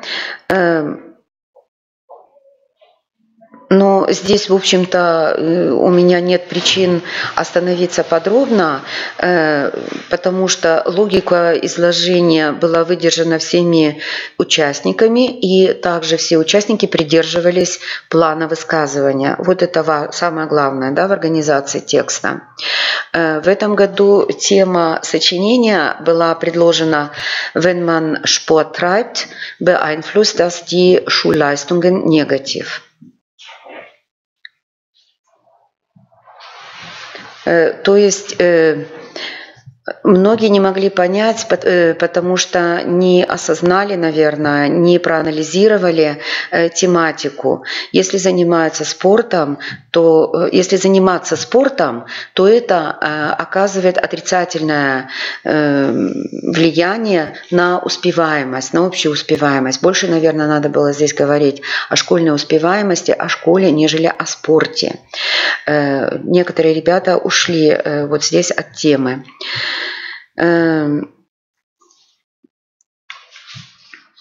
Что касается лексики, то ошибки, допущенные экзаменуемыми, говорят о том, что на занятиях нам, учителям, больше внимания уделять сочетаемости лексических единиц, обращать внимание на клише. И вот таким самым распространенным, как может быть das Problem besteht darin, das Thema lautet, для заключения zum Schluss noch ein paar Worte über insgesamt, для высказывания своей точки зрения aus meiner Sicht, вот это использовать. Но по-прежнему на низком уровне у нас оказалась грамматика, и здесь Ну, иногда удивляют ошибки, которые допускают дети. Может быть, это тоже связано с небольшим количеством времени, нервничают. Но, тем не менее, вот такие ошибки, как преобразование множественного числа, например, да, die Unterrichte, дети часто употребляют это слово так, alle Aufgabe, alle Stunde, и наоборот, die Nachteilen, die Argument, то есть вот такие, либо употребление рода существительного. Ну, конечно же, управляющие глаголы, порядок слов в сложном предложении. Тут очень много ошибок. Что касается орфографии, удивительно, но в этом году было учениками, выпускниками сделано много очень орфографических ошибок. Ну, просто тоже в таких уже, казалось бы, знакомых словах, как, например, бетонен, с двумя «н» пишут, или нервюс, вообще как-то закручено через умлаут и у, перепутано с английским у некоторых написания. Вот. Ну и на устной этой части остановлюсь еще. Буквально несколько слов. Несколько слов скажу, да, на устной части. Так, чтение текста вслух. Ну, в общем-то, наверное, Америку не открою, если скажу, что касается трудностей или при подготовке детей, нужно обращать внимание на то, что слова составные, нужно их раскидывать, скажем так, в немецком языке, четко показывать, что ученик видит границу, что это составное слово, где оно, из каких оно слов состоит. Да? Поэтому при чтении в этом году именно таких слов было допущено очень много ошибок детьми. Buchmesse, Buchpreis, Friedenspreis, Buchhandels, Hörbücher. Вот, то есть тема чтения была при чтении вслух, да, и казалось бы, тема Bücher знакомая, тем не менее дети делают очень много ошибок. Во втором задании устной части условный диалог-расспрос. Наибольшие трудности участников экзамена в этом году вызвали формулировка вопросов на ключевое слово для вопроса «Price des Tickets». Не все ученики смогли правильно образовать здесь вопросительное слово «Wie hoch ist der Preis?». И также нужно было сказать «Wie groß ist die Zahl der Kinosäle?». Дети спрашивали «Wie ist die Zahl der Kinosäle?» и «Wie ist der Preis?» спрашивали. То есть вот на умение задавать вопросы подобного рода, которые не соответствуют русскому языку, нужно, конечно же, тренировать нам на уроках. На связанном аналогическом высказывании, хотя результаты, опять-таки, у нас неплохие, но что хочется отметить, объем необходимо соблюдать, и также как-то вот мы когда начинали, мы соблюдали объем с ребятами и научили их говорить каким-то определенным фразам. И дети, в общем-то, теперь выдают эти заученные фразы, и получается, что они не описывают предложенную фотографию. Очень распространенной ошибкой является в организации высказывания в критерии 2 то, что дети не начинают свой рассказ, нет у них вступительной фразы, которая бы обозначала, что они вступают в свой монолог. Многие берут фразу из задания «Ich habe das Foto Nummer 1 oder Nummer 2 gewählt». И также у многих не видно, когда проверяешь задание, не слышно, вернее, в данном случае, да, что ребенок заканчивает, выпускник заканчивает свое, это же монологическое высказывание, поэтому еще раз, zum Schluss нужно бы сказать. Ну, на грамматике не буду уже останавливаться, на языковом оформлении высказывания. В общем-то, ошибки такие же, как и в письменном высказывании. И, конечно, задание высокого уровня – это связанное монологическое высказывание, где сравнение двух фотографий. Я думаю, что здесь нам нужно еще много работать, потому что здесь есть причины для того, чтобы непаханное поле, так сказать, да, то есть по каждому критерию что-то можно найти и нужно работать. Но вот если посмотреть, то картинка у нас красивая, да, в этом году у нас олеет высоко все, результаты неплохие, мы видим по всем видам деятельности гораздо выше, чем результаты прошлого года. Ну и хочу сказать, вот прямо последнее, нам, коллеги-учителям, конечно же, предстоит большая работа, потому что Татьяна Дмитриевна уже говорила, что не за горами обязательный по иностранным языкам экзамен, и те, кто работают нынче с восьмиклассниками, уже на следующий год мы будем сдавать экзамен ОГЭ, и через 2 года уже вот оно и ЕГЭ.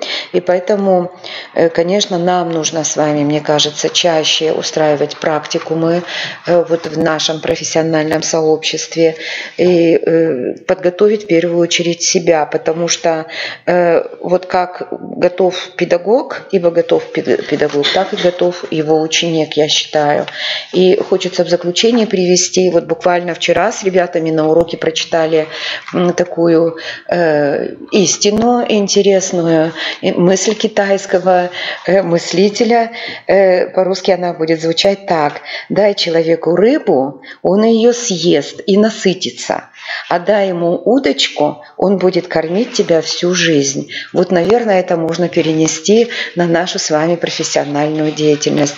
То есть мы должны научить наших учеников не показать, не дать им на вот этот заучи текст и иди с ним, а именно научить добывать знания, умения, добывать знания самим, тоже чтобы поработали.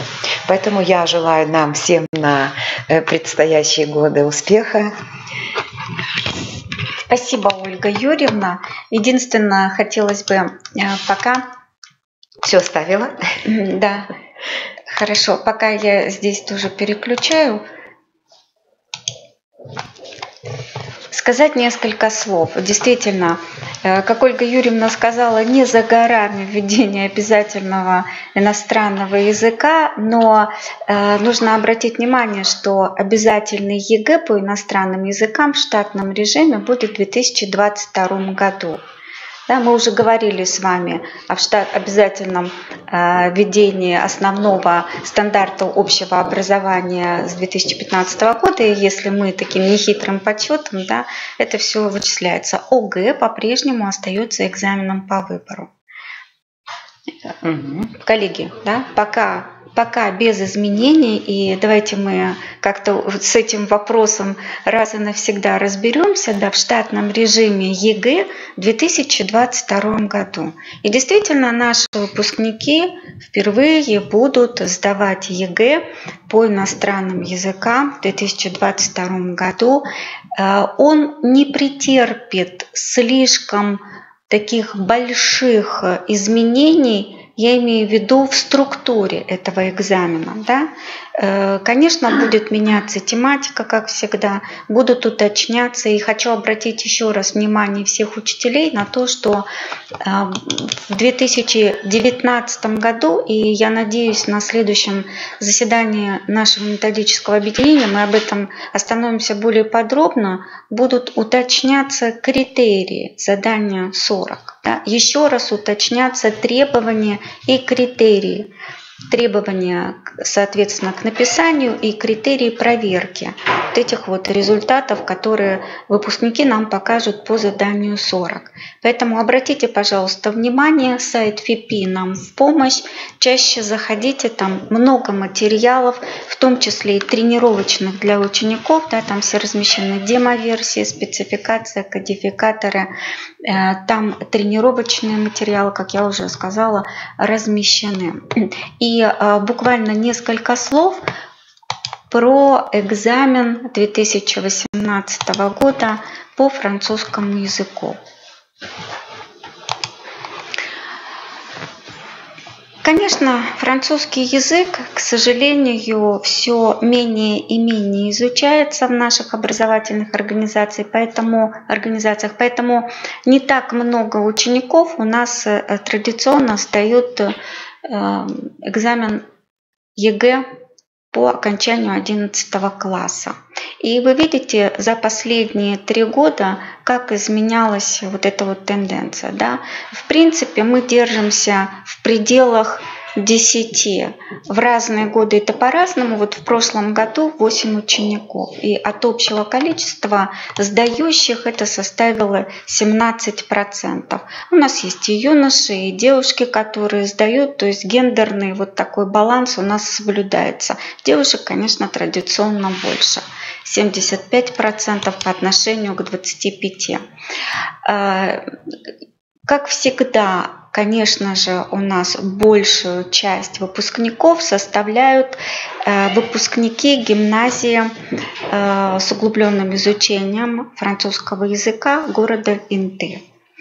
И один здесь выпускник, это из Помоздинской школы, представленный также в число гимназистов, попал выпускник из гимназии имени Пушкина города Сыктывкара. И вот я уже прокомментировала, да, здесь мы можем в процентном соотношении, посмотрите, вы видите, какой большой процент дает нам один всего человек, поскольку у нас очень маленькая представленность выпускников. И о характеристиках экзамена уже говорили мои коллеги, поэтому я не буду останавливаться подробно и на объектах контроля, что у нас проверялось в разных разделах.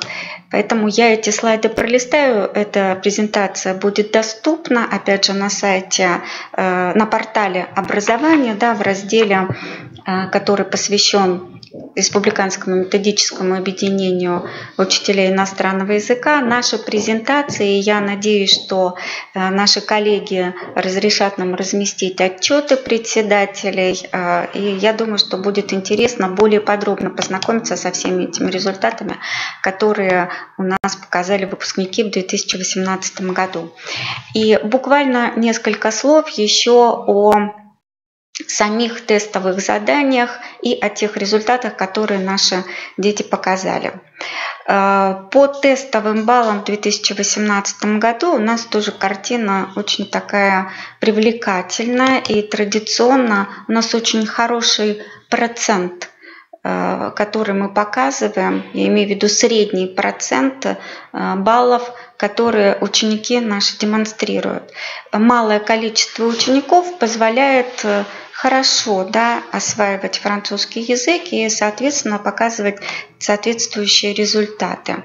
И традиционно они очень высокие, всегда это больше 70%, вне зависимости от того, что в этом году у нас один ученик набрал очень низкое количество баллов. Он перешел рубеж, безусловно, он оказался в числе тех людей, которым повезло сдать экзамен, но тем не менее он набрал маленькое количество, но это не повлияло. Если бы он набрал чуть большее количество, у нас бы процент еще был выше. Но тем не менее 79,5%, да, средний балл, это очень высокий.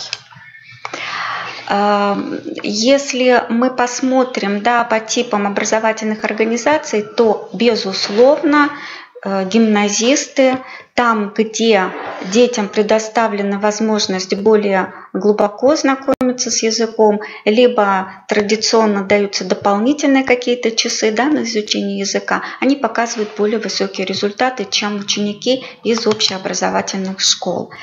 Здесь представлены, да, по муниципалитетам, и я уже прокомментировала, что у нас в этом году 3 муниципалитета представили своих выпускников на экзамен. И вот я, как уже говорила, да, один ученик из Помоздинской школы, это Усть-Кулумский район. И как раз он и показал меньшее количество баллов. Но я вернусь к предыдущему слайду, да, что у нас очень высокий процент учеников, которые показали результаты выше 81 балла. Да?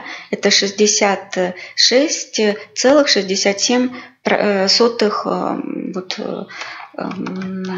процентном соотношении. И те, которые набрали меньше 61, это вот всего один ученик.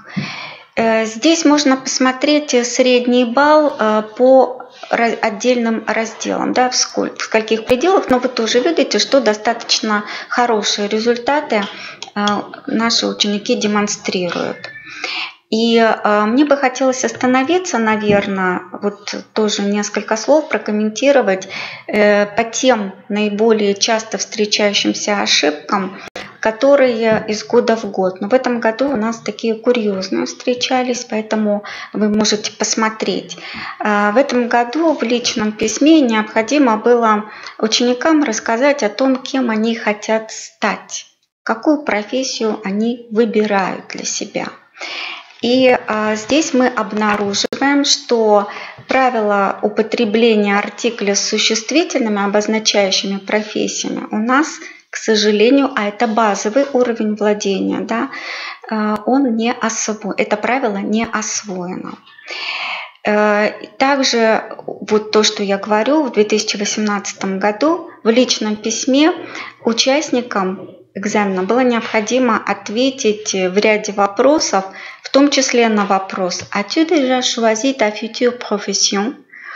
Но подавляющее большинство участников экзамена выбрали в качестве своей будущей профессии учителя начальных классов. Это очень отрадно. Здесь нужно, конечно, понимать, что учитель начальных классов более часто все-таки во французском языке обозначается как instituteur, institutrice. Ну, есть вариант maîtresse, maître, maîtresse, менее употребительный, но тем не менее, да, он зафиксирован. Но опять же, здесь мы вот с курьезным случаем встречаемся, потому что это слово, которое имеет еще ряд, скажем так, значений. И если мы его оформляем с артиклем, то, соответственно, мы эти вот уже дополнительные значения в ущерб учителю начальных классов и обозначаем. Вот у нас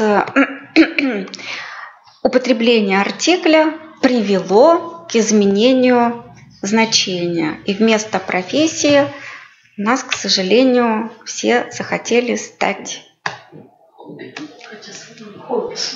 Да, другими совершенно, да. Это сложно, безусловно, но тем не менее нужно контекст смотреть, и там по контексту было вот очень интересно, да, очень нетипична ошибка, да, и вот еще раз стоит обратить внимание учителей.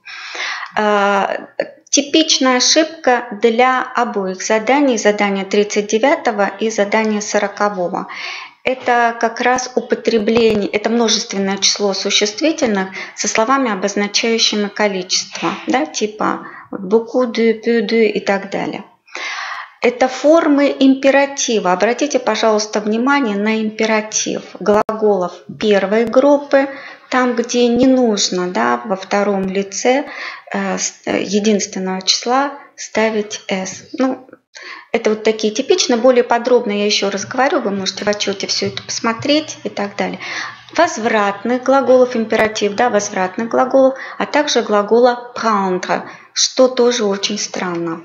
Спряжение глаголов по-прежнему вызывает множество затруднений у наших учеников, особенно спряжение так называемых неправильных глаголов, глаголов третьей группы и согласование времен.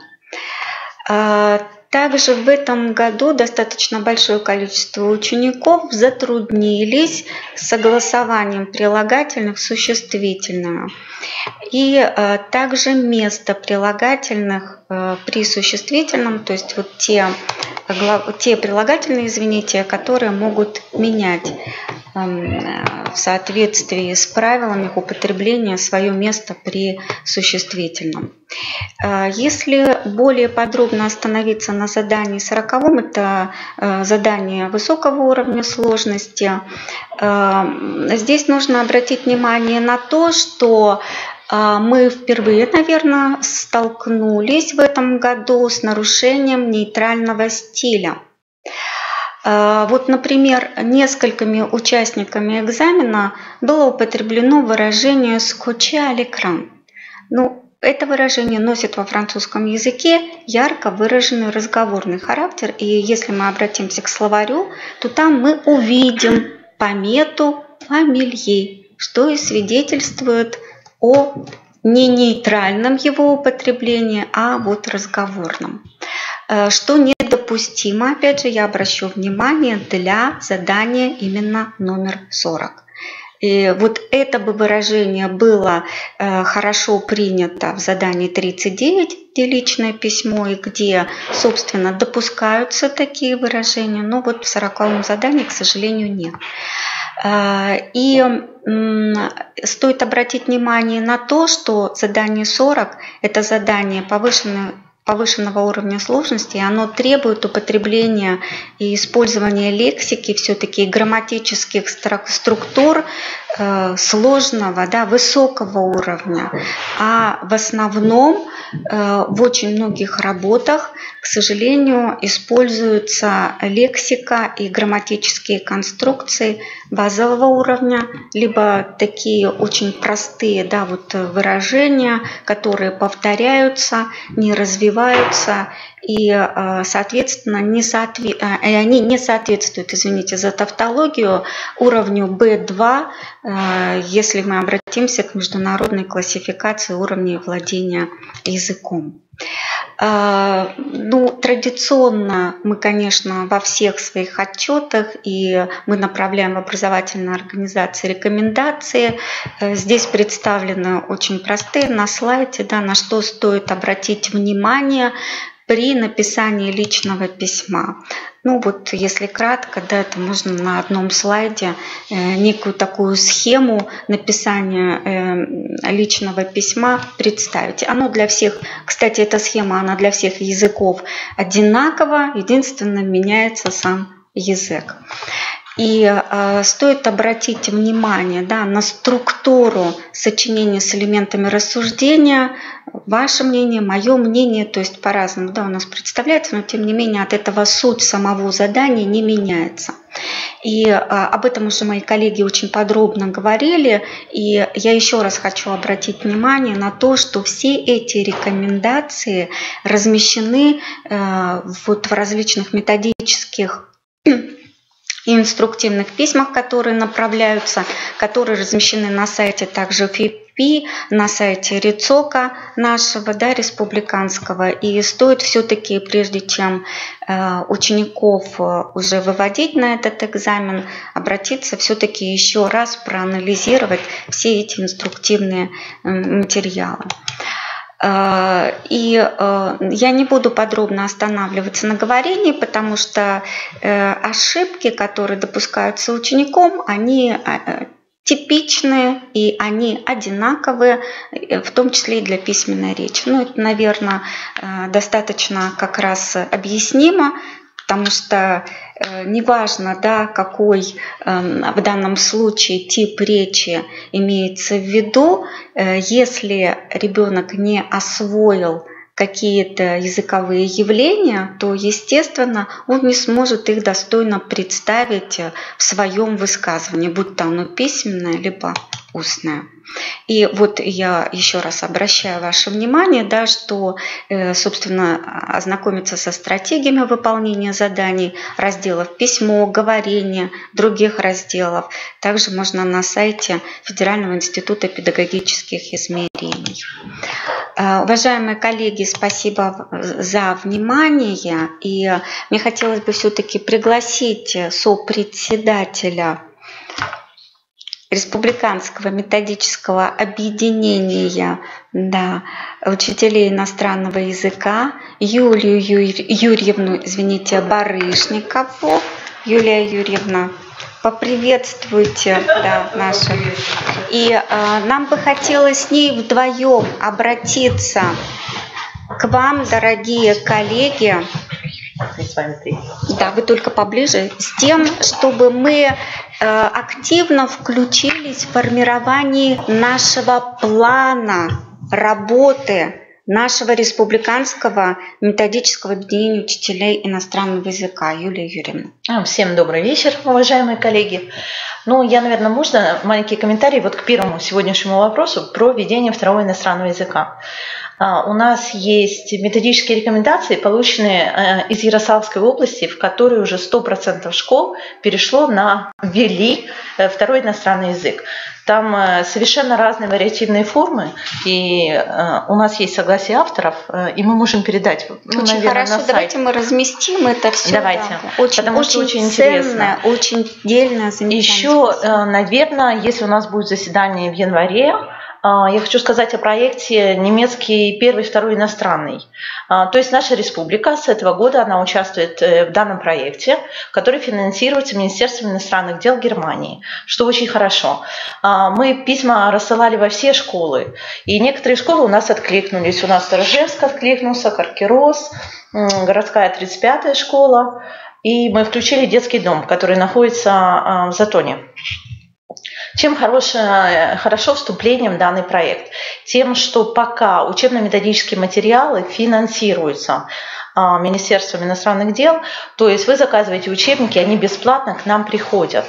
Еще что хорошо, предлагается огромный перечень мероприятий по повышению квалификации, по реанимации немецкого языка. В общем, это все очень интересно. И если у нас будет заседание, я, наверное, отдельно его представлю в январе. Вот это именно данный проект. Очень хорошо. Да, ну, конечно, не забываем про французский язык. Я тоже представлю деятельность Института иностранных языков, нашей связи, чем мы можем помочь тем школам, которые выберут немецкий либо французский язык. Угу. Ну вот, пока все, наверное, да? Да. Подождите, уважаемые коллеги, еще раз обратите, пожалуйста, внимание, да, я на слайде и все-таки вот в этом инструктивном письме, которое называется «О некоторых вопросах формирования учебного плана», вот это вот письмо, на которое я ссылалась, я еще раз обращу внимание, что мы его разместим, там очень четко. И в этих изменениях к федеральному государственному образовательному стандарту основного общего образования там очень четко выделяются предметные области и учебные предметы. Я их назвала: русский язык и литература – одна. Дальше родной язык и родная литература – вторая. Куда попадает, кстати, коми-язык?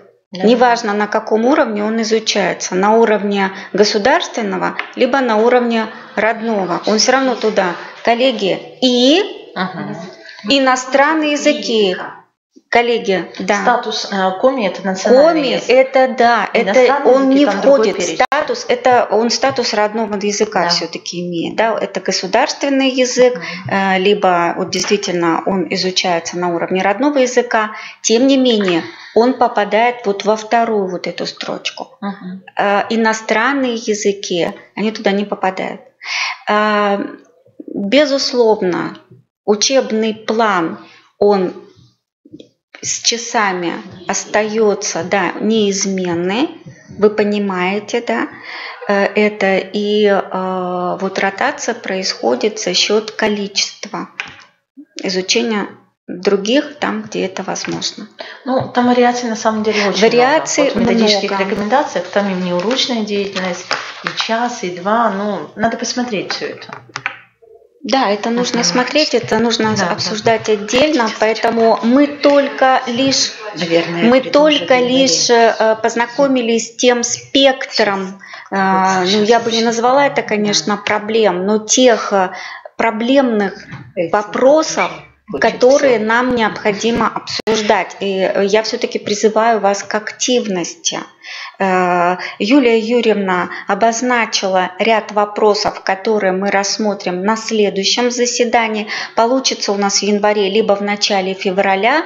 Мы с вами согласуем еще раз эти сроки, выявим наиболее удобные, но тем не менее у нас заседание состоится, и в том числе наверняка мы еще раз обратимся вернемся к изучению второго иностранного языка в качестве обязательных. Я думаю, что после этого заседания у нас появится какая-то реакция нашей общественности, наших учителей, и нам придется отвечать и на вопросы.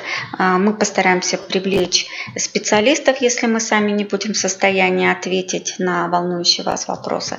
Поэтому, уважаемые коллеги, будьте активнее. Пожалуйста, на те адреса, с которых вы получаете рассылку, отвечайте, посылайте свои вопросы и предлагайте вопросы, которые необходимо рассмотреть на заседаниях в течение учебного года.